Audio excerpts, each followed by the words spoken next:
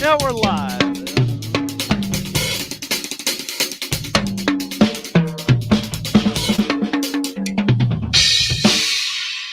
The king of the 16th note subdivision, Rick Stojak, wearing his, I thought it was a Spider-Man shirt. I really did. Thought it was a Spider-Man shirt. But it's a, hey, how cool would a Hawaiian Spider-Man shirt be? That would be cool. Wow, that's a great idea.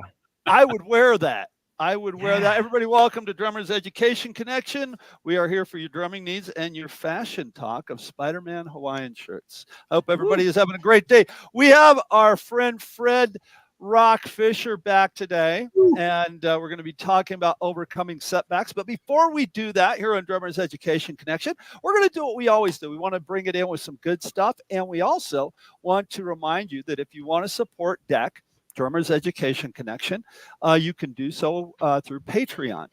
And you can go there and you can give whatever you want to give us. Goes right into, even if it's $1, it goes right into keeping the lights on, meaning the website and all the stuff that we do to keep this entity going. That's what the Patreon does for us. And then we're going to start the show like we normally do. And that is with a section that we call Good Things. Good Things is just a little thing that we talk about.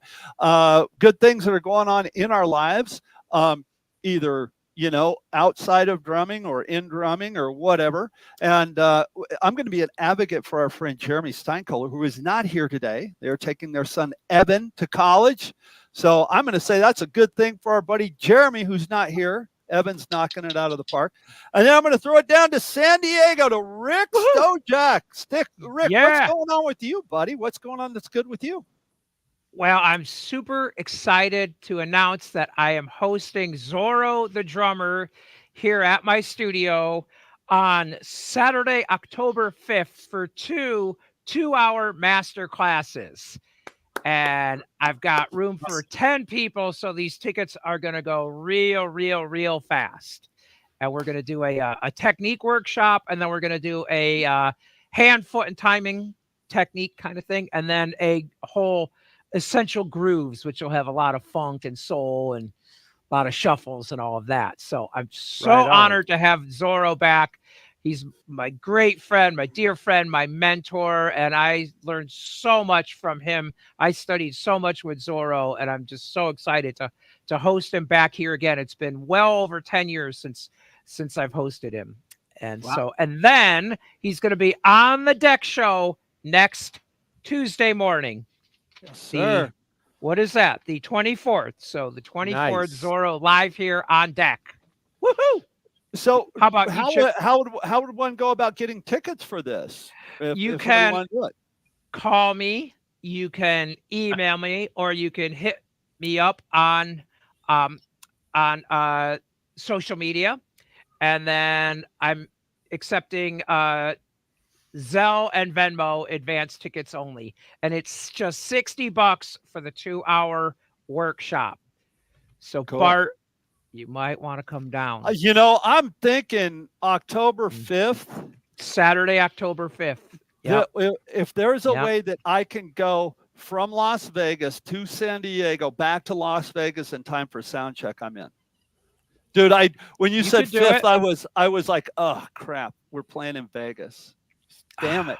Anyway, Chip, what do you got going on that's good, buddy? What's happening? You know what? I got something that's going on that's good. My good friend of mine, Larry, who I worked with before years ago, has just celebrated 4 years of sobriety in a program, and he's doing really great, and that's my good thing. I'm just so happy for Larry, and he turned his life around, and he's doing great stuff, and he's playing bass in my progressive rock band.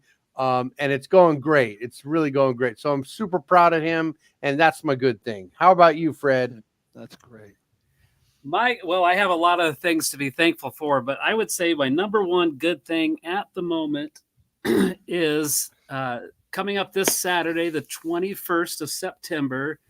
It'll be my 28th anniversary with me and the producer. Wow. Yeah. Congratulations. Yeah. Woo. And 28 years. Good for you. Yeah. That's 8 awesome. years and 4 kids later, and operating a recording studio, and we're both full-time musicians, and yeah, it's pretty awesome. That is It's killer. pretty man. incredible. That's Yeah. incredible. Congratulations, buddy. That's Although so I'm cool. missing a coffee. Yeah. Uh-oh. You know what? Uh-oh. Before we got on, everybody, I was like, we were talking about something, and Fred was like, I'm supposed to have a vanilla latte right now. And it was kind of like that. It was kind of. Can you hear the empty spaces? That's awesome. That's awesome. Well, I The wanna throw late my- latte. Yeah, Well, very late latte. late latte. I've Yes. heard of a vanilla latte, but never a late latte. That's different. I think I'm gonna steal that, Chip. I'm gonna keep that. Late latte. Late latte. Yeah, Good composers borrow, great composers steal. So. exactly. Hey, so what I wanted to throw out there as far as a good thing for me is I've been with Gretsch Drums since 2007. And Gretsch Drums is now an official sponsor of Drummers Education Connection. We are so excited about that. And this entails a lot of things. It was a really nice thing to have happen. It took a little bit of work, and my buddy Andrew Shreve is like, yeah, we're all in. Gretsch is behind you guys. So we're really excited about that. We're going to have some amazing giveaways during Deck Day from Gretsch. I can already kind of put that out there. And we're going to have an amazing giveaway for the Deck the Hall show during December. So you guys want to be ready for that. So we're really, really, really excited about that. Honored to have Gretsch on board. And then my last good thing is my buddy Fred Rock Fisher up in Idaho, while he's just been laying around doing nothing because he hurt his knee. His wife Mary, God bless her, she sent me some vocal tracks for a song for my side project The Ruins, and man, she so knocked it out of the park. So I want to she did some backing vocals on this song. The song's not going to come out to the first part of next year, but I want to recognize her and first of all say thank you to her for that. And it's what an amazing job she did. So if anybody out there is cutting some songs and they need some backup vocals or some lead vocals, hit up Fred, get in touch with Mary. She can do the job. My God, it's amazing. And I can't wait for everybody to hear it. A song called Shine On Me. So that's my other good thing that I'm really Just don't excited ask about. for a vanilla latte. Don't Nope. ask her for a vanilla latte. It's not going to happen. It's Not the gonna for happen. lost day. It's vanilla latte. Yeah. And Bart, you mentioned Deck Day. Deck Day and is that is April 26th, April 26th. 2025 Where? at Aquarian Drumheads in Orange, California. Nice. Yeah. So I'm going to go to that one. Yeah. Yeah. So we're going to have a great time at Deck Day. So anyway, Drummers Education Connection. We try to talk a little bit about everything. We have interviews with amazing drummers. We have Nick Week. We got a great drummer coming on. We'll talk about that later. We have so many great things that we try to do here on Deck for the drumming community. One of the things that happens in everybody's life, I don't care who you are, we all have setbacks. We all have things that happen that, kind of take the wind out of our sails or, put us on the sidelines for a little bit. And it can be really hard to overcome certain setbacks because of not only physical pain, but mental and emotional damage as well. And this comes in many forms. A few weeks ago, if you guys haven't followed this on Facebook or seen it on Facebook, I called my friend Fred, just like I did the other day, to say, hey, Jeremy's not going to be here. Would you like to co-host the show? And he answers the phone. I'm like, dude, what's going on? Anyway, long story short, the poor guy had just broken his leg. And so I'm going to turn it over to him, and I want to have him tell the story. And right before I do that, I want to say what an inspiration Fred has been to this topic, to like overcoming this huge obstacle. He's a drummer and he broke his leg. That sucks even if you're not a drummer, but you're a drummer and you broke your leg. Fred, tell us the story and tell us what happened, would you? Okay, so I was in Indianapolis, Indiana for the drum corps finals. If you don't know what drum corps is, that's the pro level marching band competitions. And so my number 3 son was with the battalion drum and bugle corps out of Salt Lake City playing the tuba. My oldest son, Christian, aged out of that corps playing snare for 4 years. So we're drum corps parents. So in Indianapolis, I was with my youngest son, Jude, who was 11. We traveled on his birthday to go to the finals, having a great time. You know, my little travel buddy, just having a great time. Went to the competition on Thursday. Battalion scored high enough that they advanced to the next round of competition on Friday, which we were noticing the scores throughout the season kept going higher and higher. And so we went to pre-purchase our tickets for the competition at Lucas Oil Stadium. We felt pretty confident. Let's go ahead and buy tickets for Friday as well, because we'll be able to see them perform again. And that was the case. And we knew that their scoring would put them either starting the show on Friday or somewhere near the beginning. And so we bought plane tickets to come home Friday evening. So after my son Ian was done performing and they put all their stuff away, we had lunch around 3:00 in the afternoon. And at 4:00 that afternoon, me and Jude got on one of those rent-a-scooters like we had been on all week. And normally where I would cross the street, I didn't, because the light was red. And I figured, well, we'll just go down to the next intersection. Well, that ended up being a mistake. So going along, and there was a sudden 12-inch drop in the sidewalk. So the sidewalk's going like this, drops 12 inches, and then continues. And you can't see that.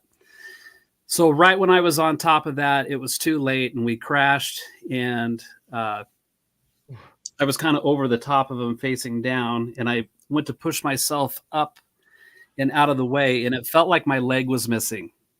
I couldn't feel my right leg, but I was able to get onto my back. And you know, you're doing the self evaluation. You're like, I can feel my fingers. Can I wiggle my toes? I could see my leg. I could feel my toes wiggling. I'm like, okay, no head injuries. Jude scraped up his elbows and his knees pretty bad, but as far as I could tell, he was okay. And you know, he's obviously upset and crying and scared, and as was I. Yeah. But I think I was more in shock. And I looked right at Jude and I said, hey, I think that you're good. I know that you're hurt, but I think you're okay. I'm pretty sure my leg is broken and I'm going to need your help. And Jude just kind of flipped a switch and went into help dad mode, which is pretty awesome for a kid that just turned 11. Wow. You know? Yeah. Good, dude. So I was, even though I was hurt, I was really encouraging him to step up. And I didn't know what street I was on. I'm not familiar. I just knew where our hotel was, you know. So people that were driving by were stopping to see if we were okay. And I was on the phone with 911, and Jude was relaying information from the people that were stopping to me to give so that the ambulance could come to the right location and get me. So that was pretty cool that he was able to do that. And another stranger coming by, he had them take my phone and in the rental on the scooter, so I wasn't paying for hours of a scooter rental. You know, things like that. I tried calling Mary. She was still at the stadium. She was traveling separately. So she left early and was volunteering with the drum corps. So she was staying with them. And I called her. She didn't answer. So I texted her and I said, hey, Jude and I were in an accident on the way back to the hotel. I'm pretty sure my leg is broken. This isn't a joke.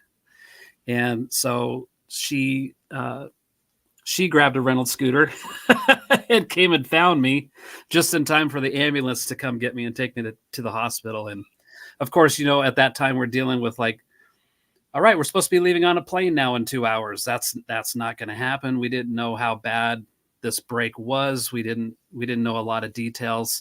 I was in an extraordinary amount of pain. I've never experienced pain like that ever in my entire life. I know when the paramedics came to get me, they had to get me onto a tarp and lift me up onto their stretcher. And I had my legs crossed over like this, my right ankle over my left. And in order to load me on the stretcher, they had to move my leg off of my other leg. And when that happened, my muscles in my legs spasmed and pulled my knee up towards my chest.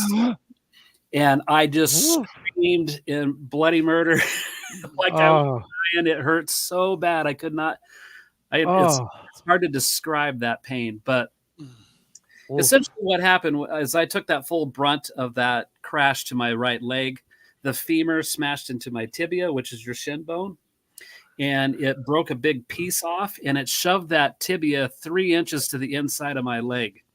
Ouch. So there was a big bulge on my leg where the bone was like ready to come out of my skin. And it was as you imagine, it was pretty awful. So I had to have an emergency surgery the following morning where they put 2 pins in that shin bone down by my ankle. They put 2 pins up really high on my hip and a metal bar connecting that so that they could realign the bones and kind of reset everything where it belongs. And then I had a second surgery that Tuesday morning where they put plates in on both sides of that bone and 13 screws to put me back together. So yeah, it was a heck of a deal. And of course, Mary's dealing with air flights, canceling those, trying to take care of that, which you can't just get somebody on the phone anymore. It's a bunch of automated garbage. And so 5.5 hours later, she thought she had that put together. Turns out it wasn't. That's a whole nother deal of frustration. But that, when I was in the hospital, that's about the time I think, Bart, that you called and said, "What's going on?" What's up, dude? Yeah, what's up, man. How come you're not practicing right now? Yeah. What's going on? So I had an extended stay at Eskenazi Hospital in Indianapolis. They took phenomenal care of me. Everybody that was involved with putting me back together and taking care of me, they were just top notch. I don't think I could have asked for better care when I was in the hospital. It was I was trying so hard to be a good patient too, saying thank you and just being really grateful. So attitude and gratitude. Right. Right. So that's the story. What happened? Man, well, first of all, let me interject, dude. I mean, I'm hearing Rick and me, and we're over here moaning and groaning, and I am so sorry you went through that, dude. I mean, I've heard the story from you, right? And I'm still like, oh, ow, ew, oh. I mean, that is so awful, and I'm really sorry you went through that. That's all I got. So anyway, go ahead, continue on. Well, so when I was in such a drug-induced state of mind because of all the painkillers and stuff. So remembering exactly what happened and when is a little foggy, although I know that I talked to you, Bart, and then Chip had called me. I don't know if you talked to Chip or Chip saw, but both of you guys had called me, which was freaking awesome to hear your voice and get on the phone with you. But Bart, you started that GoFundMe campaign, which was awesome. So thank you again for that, to have that cushion, because the bills are coming, And like you said in your post, it's like we're guys making a living holding these. Yeah. Which I wouldn't have it any other way. But the other thing was what you offered, Bart, when I went through that, is that you said, hey, whatever students you need me to take care of over the next little bit of time, send them my number and I'll take care of them, which was awesome. So thank you again for that. And the students that did have lessons with you, they're like, oh yeah, it was great getting on Zoom with Bart Robley and talking and doing something a little out of the ordinary, So it's really and so I appreciate you saying those kind words, but that's not why I did it. I did it just to be like, dude, whatever I can do to help you. I mean, that's why I did it. And I'm glad that it's all worked out. Yeah, I'll leave it at that. well, it's a great example of when you find yourself in a situation where you need help, but you're not quite sure in what way that people around you can go, hey, you need help in this area, and I'm here to help just because we're friends, and nothing beyond that, which was awesome. I think that we always, as to interject, I think that, we always talk about how great the drumming community is and that we're all there for each other. And that's why we do the deck show. We do the deck show to help. We started the deck show because of COVID, and Chip called me and, hey, she got you your vanilla latte. Look at Yeah, that. she snuck in. Oh, look at that. Oh, yeah. Look at that. Oh. Found my latte. I need one. Yeah, I think that it was just that point where it was like, hey, we're doing this thing, and we've always said that we started Deck to help drummers, and so let's help a drummer, let's help our friend, and that's why I did it, and I'm glad that I was able to help. So go ahead, carry on. Yeah, well, it's one really cool thing is that Chip called me and prayed with me on the phone, which was I'm almost in tears thinking about it. Okay. Hey, you know what? Chip's prayed with me on the phone, and I tell you what, that right there is a sign of not only a good man but a good friend. Yeah. Chip's been there for me for some really dark times in my life, and not only has he prayed for me, but there's been a couple of times where he turned me around and kicked me right square in the butt when I needed it. So. Oh. No, but it was very touching.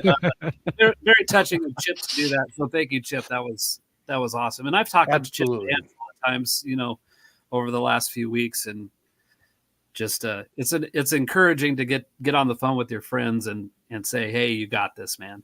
So yeah, it was really Fred. So how I would imagine you have a lot of worry and fear and anger and uncertainty, just all of this. So yeah, definitely. how did you get through? Do you have, because that's just it's unfair. It's just not, come on, like, that wasn't supposed to happen. So how did, obviously a lot of, like this bond and friendship and your prayer helped out, but any other advice for people on how you move forward?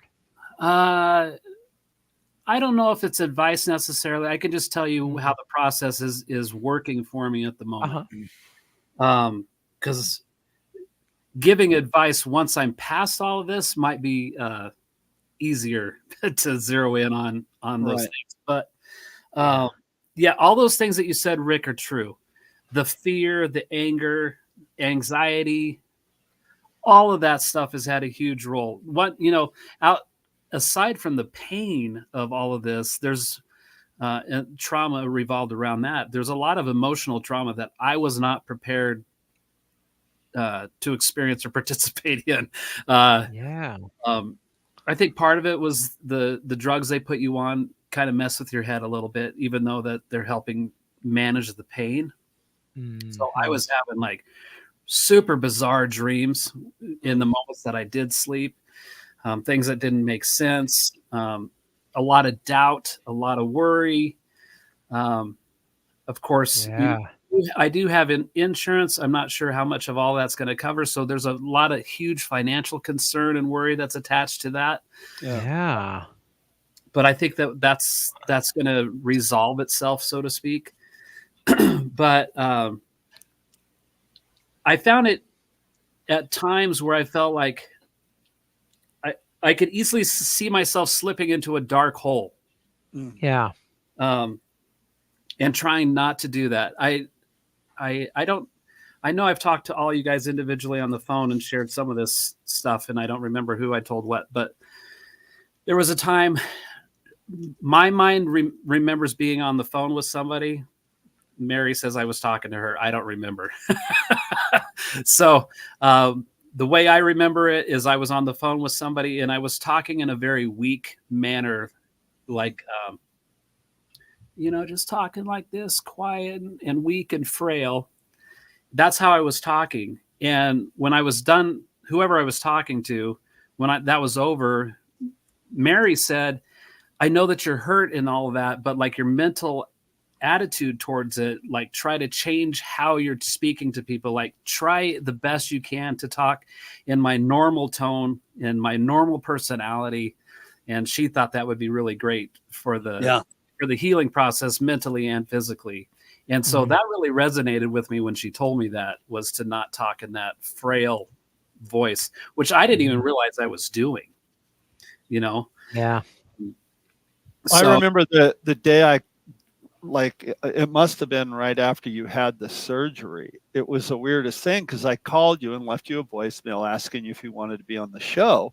yes, And you didn't pick up, and then you called me back. And I'm like, hey, Fred, what's going on? And I could tell right away something was wrong.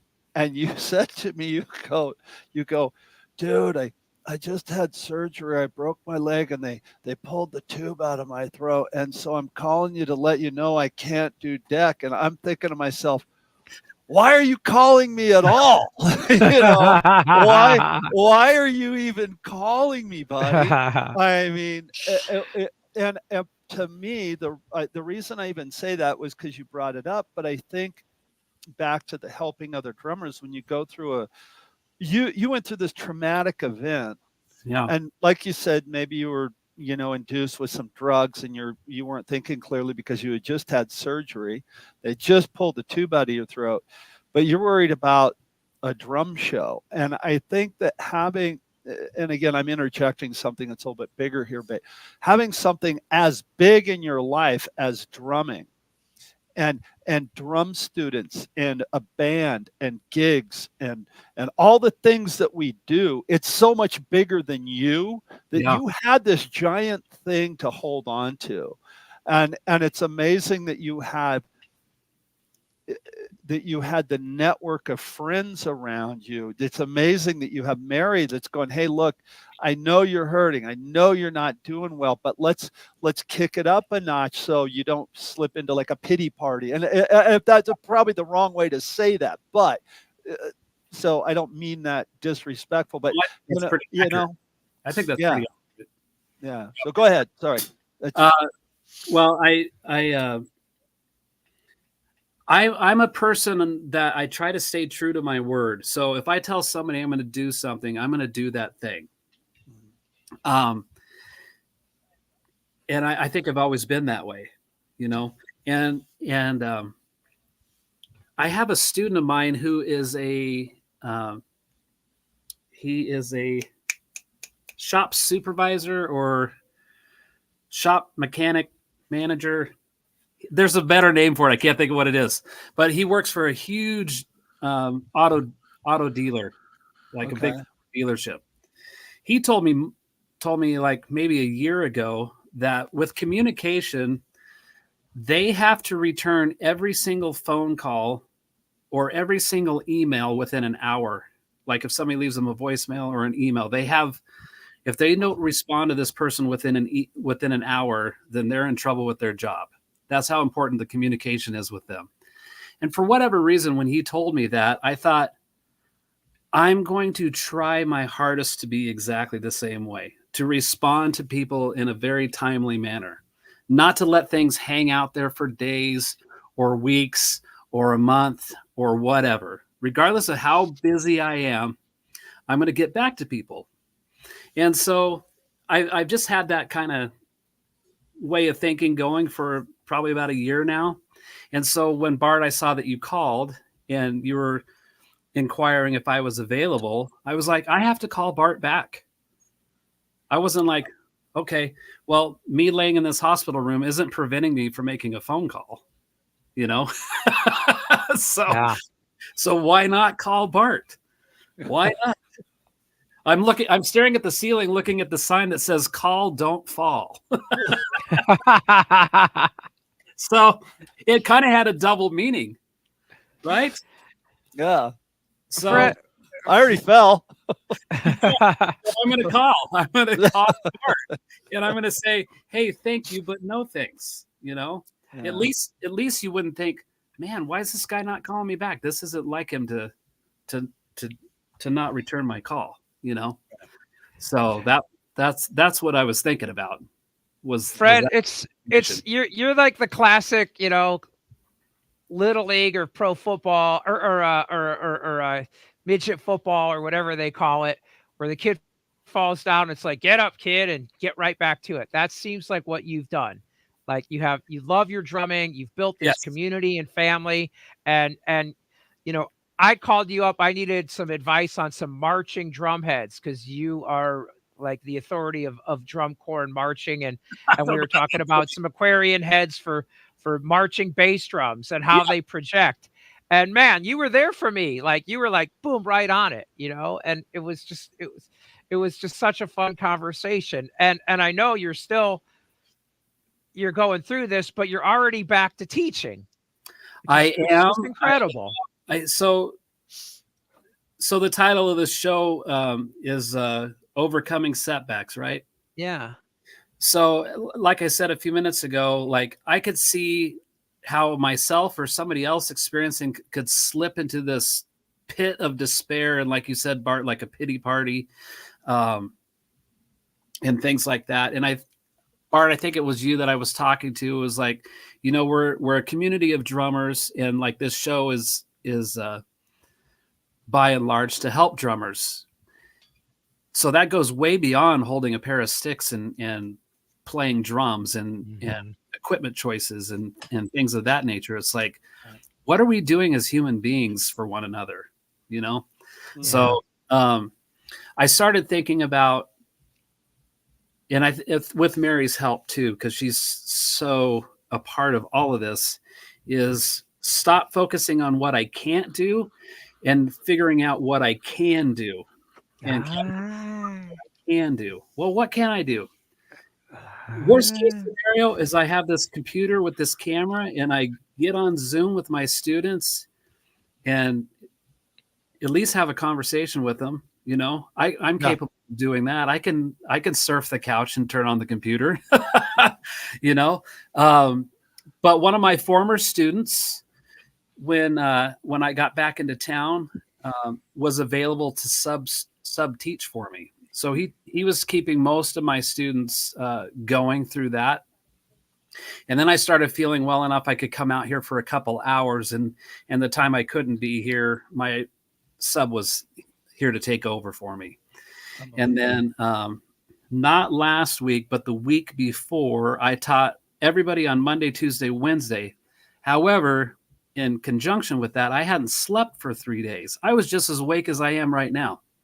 Wow. My body would not go to sleep. And I was getting really frustrated, of course, and in pain. And my Thursday, I was going to start teaching at 3 till 9. At 2 o'clock, I went in to go use the bathroom, and I was really just besides myself because I had so exhausted. I came out of the bathroom, and Mary said, "Are you doing okay?" And I had a complete emotional meltdown, just sobbing. I was just, I had hit the wall, So Yeah. on the surface, it might look like everything's going great. And for the most part it is, but I do have my moments where it's like, oh, I just ran into the wall and just a complete shutdown. And so I think that she called my doctor and said, what can we do? And so she gave me a couple Benadryl pills. And within 20 minutes or so of that, I fell asleep for about 3 hours. Woke up, got back to the couch, back to icing my knee, had dinner, but I would sit and then I'd move and then I'd move. No longer than a couple seconds of any position. I felt like I wanted to crawl out of my skin. It's like I had just on the verge of freaking out, And I said, I want something hot to drink, but not coffee, of course. And I said, do we have any kind of tea or something that I could have? So she found a tea called Sleep Well that has melatonin in it and made it really, really hot. And in between sipping it, I was kind of on my back and I would put that mug on my chest, and that heat was really, really relaxing. And I drank that tea, and within about a half hour, I couldn't keep my eyes open. I went back to bed and I slept for 10 hours. There you go. Gone. Wow. So I felt well enough the next day that we got all cleaned up and went out to breakfast on Friday morning. Did some other errands throughout the weekend, feeling pretty good. It felt good to get out of the house. And every night since then, I've been drinking that tea, been having much better nights. And so last week I taught my full schedule, which was awesome, and got to finally saw all my students. And it was almost like a little reunion, so to speak, of getting everybody back and just going from there. So I don't know what else to tell you other than that. It's one day at a time. And the other thing that I'll tell you is when this first happened, they said it would be 3 months before I could even try to start walking. And I had some opportunities that were coming up. So like Rick was saying, like disappointment and frustration and things that looked like they were going to happen, that's been taken away. Right. One was drumming for a country artist out of Nashville named James Carruthers, who's been opening up for Alan Jackson. Needed a rhythm section, and a friend of mine was getting me on that gig. Well, I can't do those shows now. The other was I was going to go spend the last week of October drum teching for Lou Graham's drummer on some rock cruise thing. Couldn't do that. So yeah, those are things that I was like, oh man. But the important thing is that my name has been coming up in conversations with those kind of people more and more often. And I think that's going to that will return. But until that I'm healed, I'm not really pursuing that necessarily. Yeah. Fred, yes. What I think is fantastic actually is that you had that emotional breakdown and you let the tears out. Yeah. And it's so healthy to be able to do that. We have all this emotion bottled up inside of us, and crying is how to release it. It's so often people think, it's not good that the person is crying. And when I hear someone's crying, I'm always like, good, you letting it out. You know, we need to purge all of that emotion. So I think that's a great sign and very healthy. And so, you know, let it rip. Well, I think sometimes we think of ourselves as men and not crying. Right. Like maybe that's a sign of weakness or something like that. Yeah. I don't believe it's true. I think everything you said, Rick, is correct. It's purging that out of our system. You know, I spent a lot of this year crying because my mom passed away at the beginning of the year. Yeah. I've drawn closer to my dad and really being involved with him, and you know, he and I shared tears a lot because you know my dad's hurting emotionally, of course, and lonely. But when I got back in town, I was like, I got to see my dad. I was like, Dad, you got to come over. So that was really great. But yeah, Rick, like once I had that complete meltdown, that was the last time that had happened. But leading up to that, I'd have little moments where I told Mary, I said, I think I'm low on testosterone. I'd see a commercial for cat food, and these little cute kittens would be running around.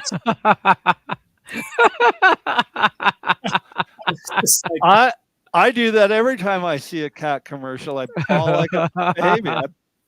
You put a puppy in there, dude, or I blubber up like you can't believe. Well, thankfully Sarah McLachlan didn't come on, you know, with the adopt a pet thing or something. I probably would have adopted. That is the worst commercial ever. That is the worst commercial in the world. I hate that commercial. I think we all, in our own life experiences and those around us that we've seen, and it's easy to say this, but everything happens for a reason. Yeah. But somehow, almost always, there seems to be the silver lining. Like something good came out of this and that. And it might not be discovered or noticed for years. But it almost always works out that way. So I think that's where faith and letting go and just moving forward and just really all just apply all that stuff and then having friends. I couldn't agree with you more, Rick. And to take maybe going a little bit different direction, we'll circle back around though, Fred. I think that I know when Deck started, right? It was at a, it was started because of COVID. So the entire globe was in this dark place. Yeah. And then I was I was going through some stuff in my personal life that was so deep and dark, and I was in such a depression. And the emotional stuff that was going on with me was so heavy. And this, when Chip called me, I was like, I'm in. Whatever you want to do, dude, I'm in. And it was like this lifeline that was pulling me out of a hole. And I know that sounds really corny, but it's true. It really was. So I think that drumming and the drumming community and just sitting down and hitting the darn things, just makes me feel so good. Oh yeah. That being said, Fred, you and I had a conversation yesterday or day before. I'm like, dude, I just gotta play my drums. And I'm like, I know, bro. I hear you. I hear you. And I gave you that suggestion to go grab the cookbook and try doing it with your left foot, and I'm, just give it a shot. Yeah. It's going to suck, but you can do it. And you kind of, well, let's rethink this, kind of like, I don't know if I don't want to compare the two, like when Mary said, don't talk, this way, talk this way, think outside of the box. Well, maybe I can strengthen my weaker side by playing with my left foot. Have you found that just being a drummer over and above everything that you said, just you by yourself with your drum set, or you by yourself with a practice pad or a snare drum, has that helped pull you out of this thing? Has it been something that you're just like, oh, I needed that? 100%. So, as soon as these are in my hand and I'm sitting here with the student, they're playing something. I have a practice pad normally sitting where the computer is at the moment, but maybe there's a rhythm or something, and I'll start playing that rhythm on the pad, or whatever it is. My mind is so focused on the drum part of it, I forgot about my leg for these moments. It's like I forgot I was in pain. I forgot that I have this injury. That went away, which was amazing. And it was just all about drums. It was all about my student. It was all about how they're improving and what they're understanding. Yeah. And so I don't know if escape is the right word, but I would have these moments. And as I've been out here teaching, that moment seems to last longer and longer and longer. Cool. I will say at the end of the day of teaching, I'm like, I'm spent. Yeah. I'm cooked. I'm ready to be done.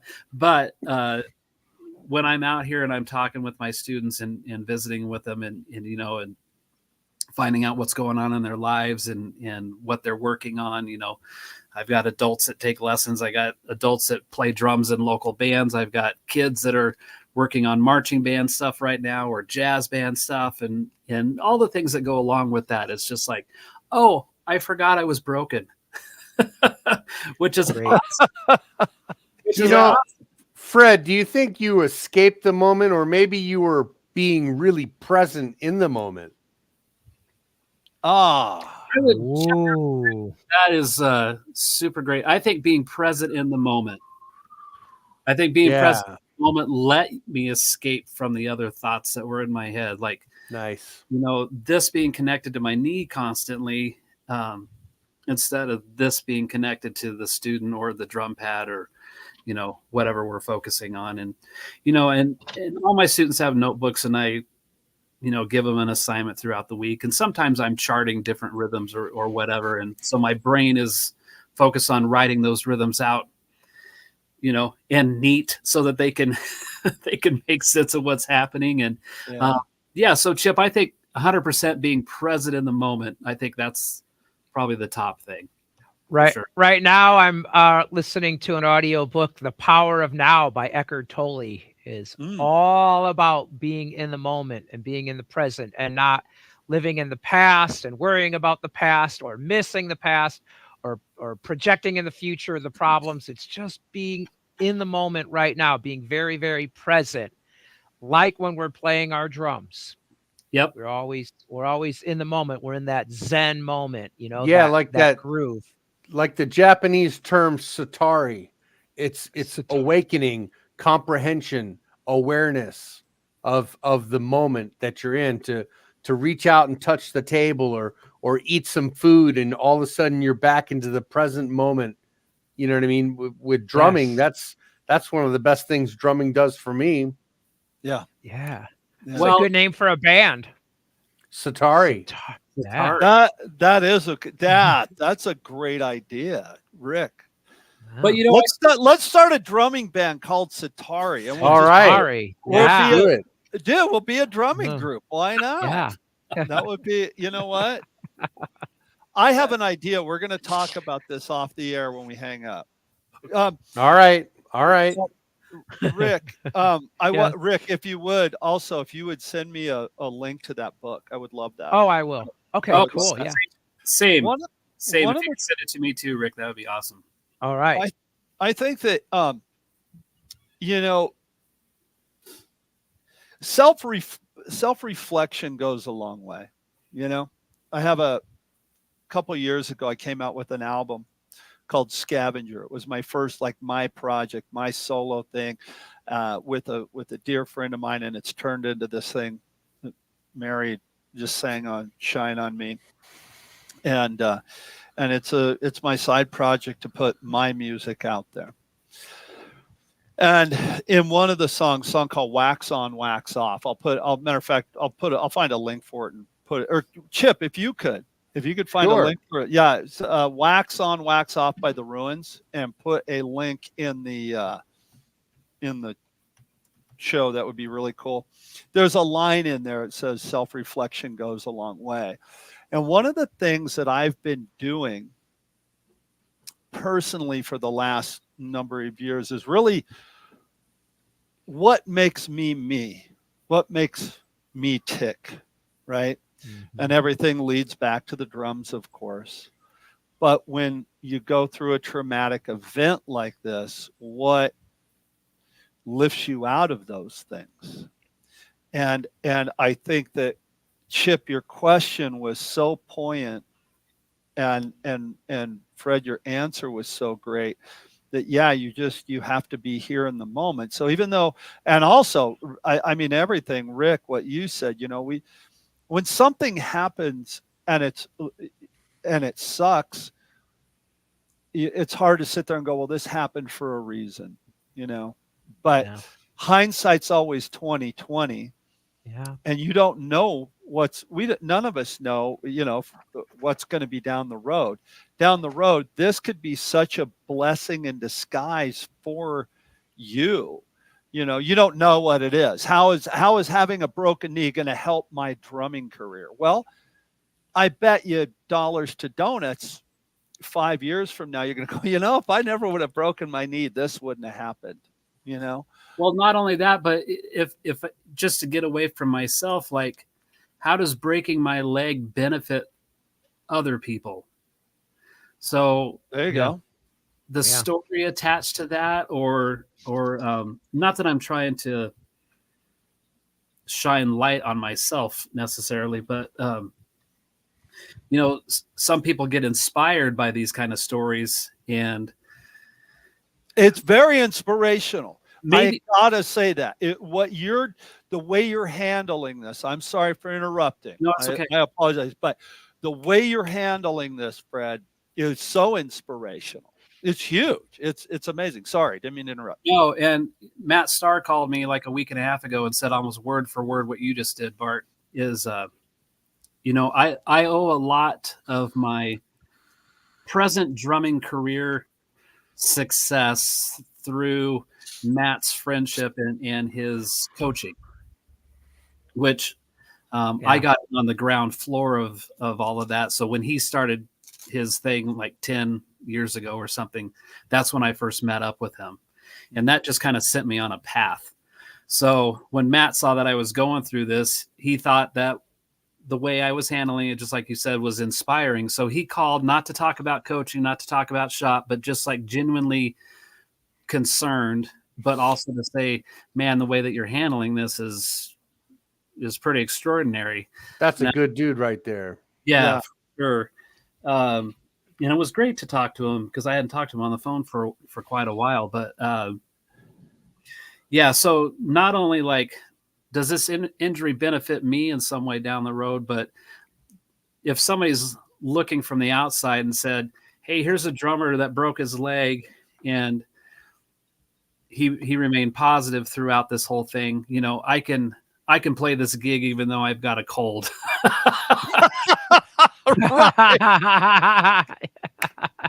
You know? Thank you. Thank you. There you go. Rick and I we were hanging out at NAMM, and we're at the aquarium booth and just shooting the breeze. And here comes Joe Bergamini from Sabian Cymbals.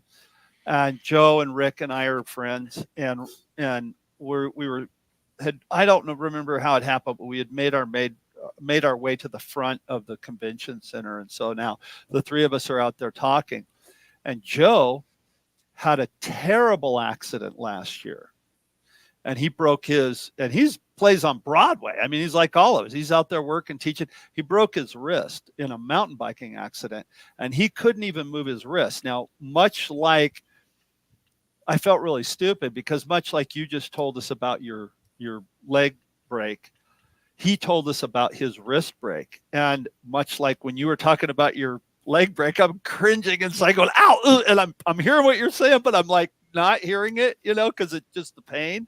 Right. I could feel it. Well, same thing happened to Joe. And then I asked him a question that he had already answered, you know. He's like, I just told you that. And I'm like, sorry, dude. That was horrible. And that was, I remember when this happened to you, I think I told you at one point, I was like, well, dude, Joe broke his arm last year and he's back playing again. You know, you got this. So in a weird roundabout way, there's that thing, you know, Joe and you have that thing in common now that, yeah, man, I went through this and Joe had to have surgery on his wrist and the whole shebang. You guys went through it and you made it, and it is inspirational to people. And because you're not the first or the last drummer that's going to have an accident and injure themselves. Right. No. So, you know, when it first happened, I'm laying in the hospital and they're telling me I have to have 2 surgeries. That kind of freaked me out. Not that I was scared of surgery, but I was like, twice? Yeah. You know, just trying to understand the process. And I didn't really understand how badly this break was either.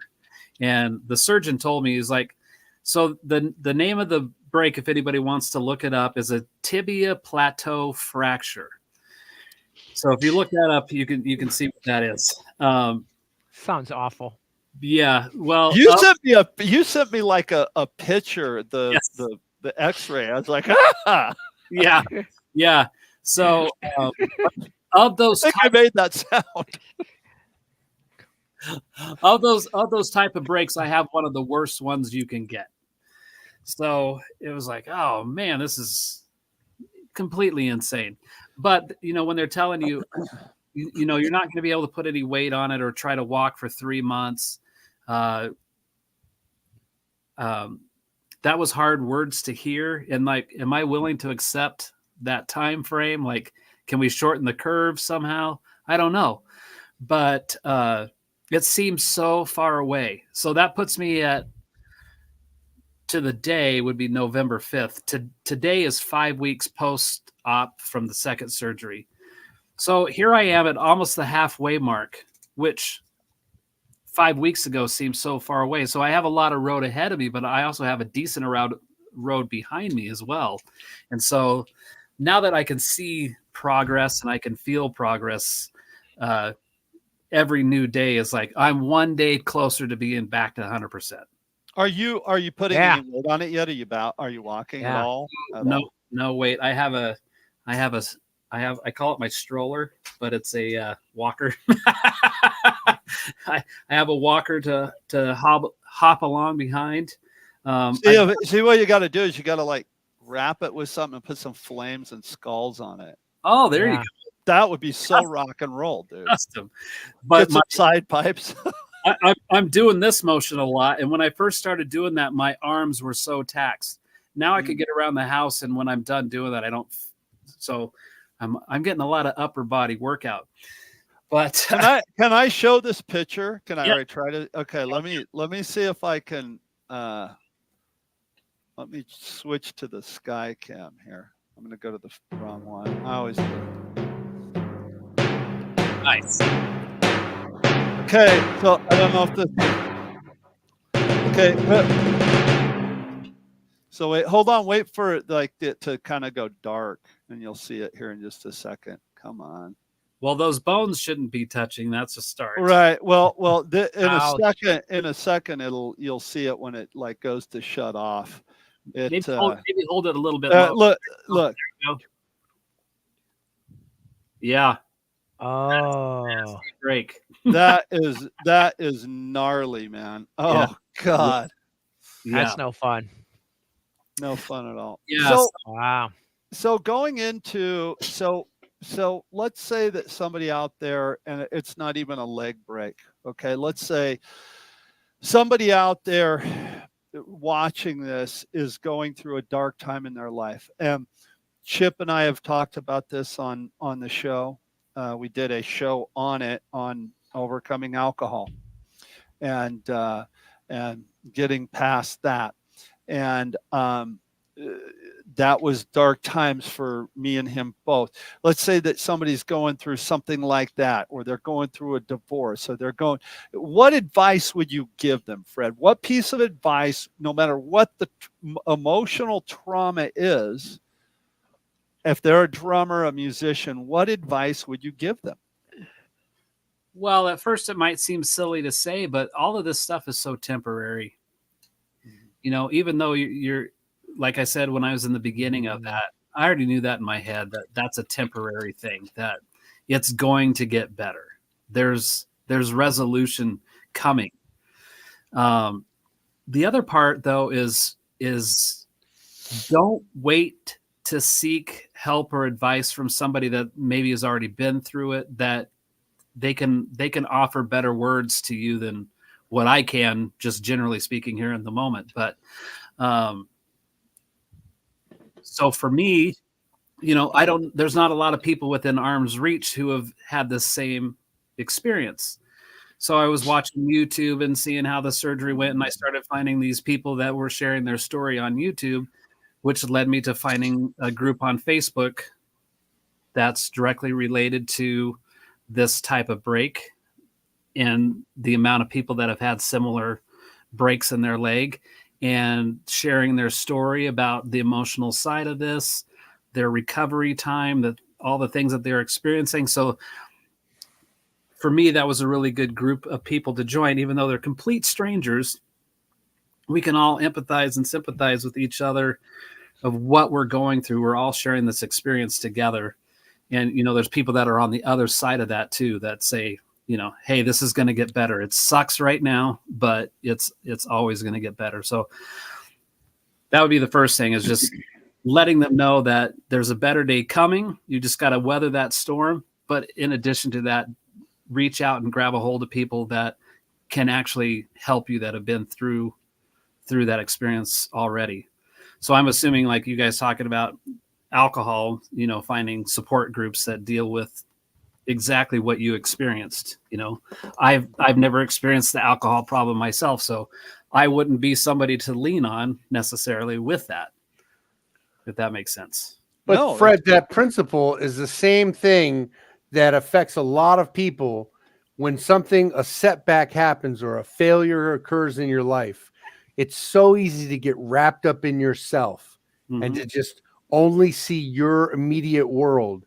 But by reaching out and connecting with other people, you start to get more perspective about the situation, and you're starting to get your arms around the whole situation. So that's a great thing. That's a great piece of advice, is to get out of yourself and reach out. That's great advice. Yeah. Yeah. And I think that's true too, even if you're not experiencing a trauma. when we're all trying to work as musicians and we're trying to get to that next level and to expand our career, the whole networking thing is getting around people who are already doing those things, and not seeking advice from everybody that failed at it or think that it's impossible. It's just getting, I think, just generally speaking, getting around people in your life that enrich your life is a good thing to do. And I've said Nice. this There it before, is. and I'll say it again. Like, you can be having the worst day in the world, but if you're in a room with Rick Stojak, there's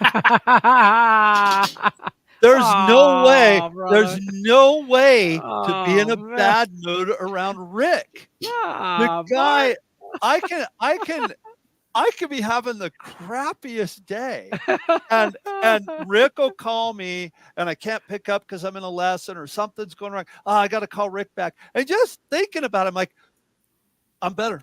I'm better. My friend is Rick Stojak. My life is good. I have nothing. I'm missing nothing. Now, Right back at you, Bart. That's so imagine what's going sweet. to happen when me and Rick are in the same room together. I think money's going to grow from trees. Yeah. There's always going to be chocolate pie. There will be rivers of vanilla lattes. Wow. There will be rivers of vanilla lattes flowing. Yeah, I'll pay you guys both later for saying all that. yeah. I take Venmo. I sponsored you guys to say that. Just kidding. Hey, So, so Fred, thanks for. Oh, Chip, go ahead. I was just gonna say I have this a 4-step process that I was thinking about when it comes to overcoming setbacks, and I think that Fred is already doing all of the steps that I wrote down. Like, step 1 is acknowledge the setback and accept reality. Don't be in denial. Just admit what happened. And then step 2 would be to assess the situation and take inventory of yourself to find out what you have, what can you do, versus what can't you do, what can you do. And then step 3, reassess your goals, reset your goals and set them nice and high. And then step 4 would be focus on today. What's the next right action I can take to get me towards those goals? And it helps you overcome the setbacks. 100%. Yeah. Yeah, absolutely. Bravo. And that will keep you from Wow. slipping into that hole, that dark, depressed state, Yeah. and feeling helpless. And because when that darkness comes in, then all of those thoughts that accompany darkness are going to come in with that. Yeah. And being able to have somebody near you that you can actually open up to and say, hey, I feel like I'm getting in a hole over here. I feel alone. I feel hopeless. What do I do? And reaching out and talking to somebody is the fastest way to overcome that. Yeah. Yeah. Well, you guys were right there with me when I needed you. Just boom, like that. It was awesome. All of you guys checked in on me pretty quickly and frequently, and I really, really appreciate that. So having that nice network of friends and that support was tremendous. That's Nice. you know what, we're going over a little bit here, but before we talk about next week's show, I want to ask one more question if I could, and then we'll talk about next week's show and we'll get the heck out of here. Fred, it's we've talked about a lot of stuff today. Maybe you already answered this, or Chip already answered it with what he just said, but what have you gained from this? What positive have you gained from this?